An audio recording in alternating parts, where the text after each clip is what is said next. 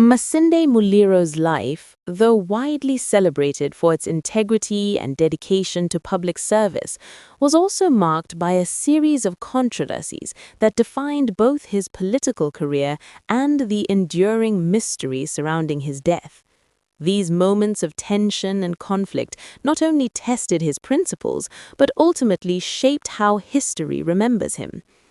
One of the earliest major controversies came in 1975 during the fallout following the assassination of populist politician J.M. Kariuki. At the time, Muliro was serving in government under President Jomo Kenyatta. When a parliamentary committee implicated senior officials in Kariuki's murder, Kenyatta warned that any minister who failed to support the government's position would be dismissed. Muliro, guided by his sense of justice, defied the directive and voted in favor of adopting the report. True to the president's warning, he was promptly fired from his cabinet position.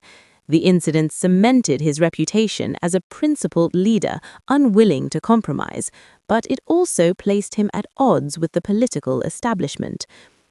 Throughout the 1980s, Muliro faced continued political resistance under the KANU regime. He was repeatedly edged out of parliamentary victories through what many observers described as electoral manipulation.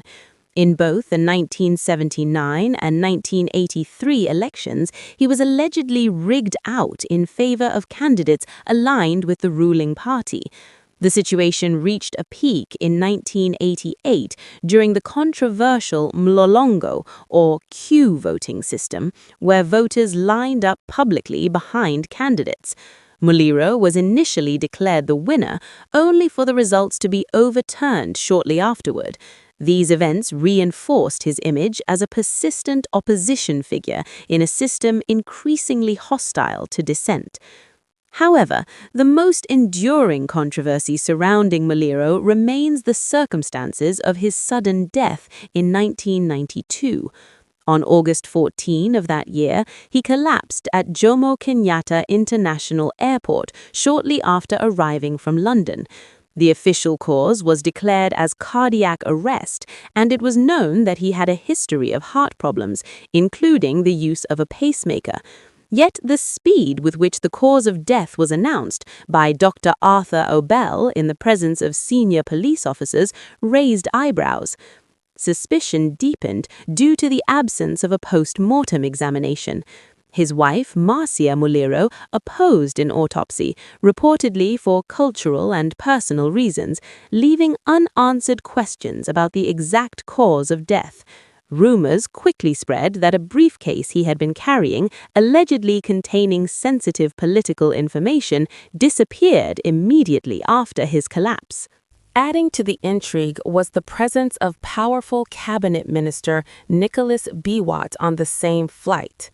Although Biwott maintained that their interaction was purely casual, the coincidence fueled speculation among opposition figures and the public alike. Even after his death, controversy continued to follow Muliro's legacy. Years later, legal disputes over his estate revealed a more complex family structure than had been publicly known. Court proceedings uncovered the existence of a second wife, Redempta Nekesa Muliro, and additional children who had initially been excluded from inheritance arrangements. This led to prolonged succession battles, with courts revisiting earlier decisions and appointing multiple administrators to oversee the estate. Further, land disputes, particularly involving his expansive Sibonga farm in Trans Nzoia, have remained unresolved for decades, with competing claims from cooperative societies and family members. These legal battles, ongoing as recently as 2025, have kept his name in public discourse long after his passing. Despite these controversies, Masinde Muliro's life story is rooted in resilience and achievement. Born in 1922 in Matili village in Kimilili, he experienced hardship early, losing both parents by the age of 13 and being raised by his stepbrother Ibu Naburuk. His determination saw him pursue education across East Africa and South Africa, eventually graduating from the University of Cape Town in 1953 with a degree in history, philosophy, and education. His academic journey, which also included an unfinished master's degree reportedly halted due to his critique of apartheid, reflected his early commitment to justice and equality. Upon returning to Kenya in 1954 with his South African wife Marcia, Muliro began his career as an educator, teaching at Alliance Girls High School and later lecturing at Siriba Teachers Training College. However, his passion for political change soon drew him into public life. In 1957, he became one of the first Africans elected to the Colonial Legislative Council, representing North Nyanza. He later co-founded the Kenya African Democratic Union, KADU, serving as its vice president and advocating for a federal system of governance. After independence, he held several ministerial roles, including Minister of Commerce and Minister of Cooperatives and Social Services, before his dismissal in 1975. Muliro also served for many years as Member of Parliament for Kitale East, later Cherangani, and played a pivotal role in Kenya's push for multi-party democracy in the early 1990s.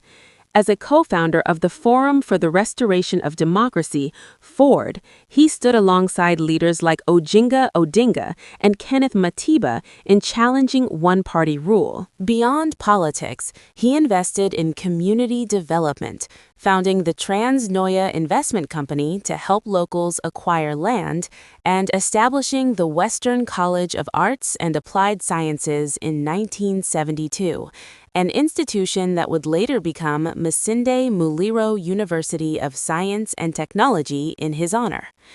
In his personal life, Muliro was known as a disciplined and private family man.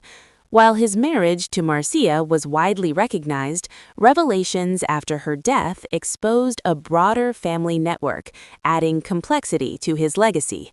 His estate, largely composed of land and modest business interests, became the subject of lengthy court disputes, reflecting both its value and the challenges of its administration. Masinde Muliro died at a critical moment in Kenya's political evolution, just as the country was transitioning toward multi-party democracy. While his official cause of death remains cardiac arrest, the unanswered questions surrounding his final hours continue to provoke debate.